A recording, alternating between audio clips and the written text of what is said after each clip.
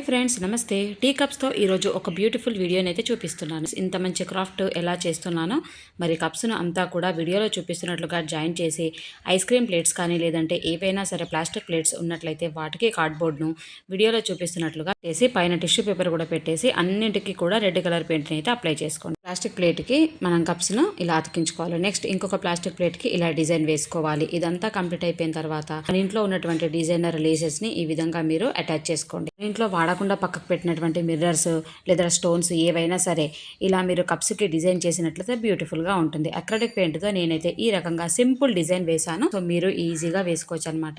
So design అంతా complete అయిపోయిన తర్వాత చాలా బ్యూటిఫుల్గా కనిపిస్తుంది. మిర్రర్స్ని కప్స్ స్టాండ్కి కింది వైపున పై వైపున ప్లేట్కి అతికించుకున్నాను అనమాట. ఈ ప్లేట్ని కూడా మిర్రర్ స్టాండ్కి అతికించుకొని ఇంకా కొంచెం డిజైన్గా చేసుకున్నట్లయితే ఫెస్టివల్ టైంలో దీపాలు పెట్టుకోవడానికి దీపాలకు స్టాండ్ అయితే రెడీ. మరెన్నో ఇలాంటి వీడియోస్ కోసం గీతారంజిత్ కేకే ఛానల్ని సబ్స్క్రైబ్ చేయండి.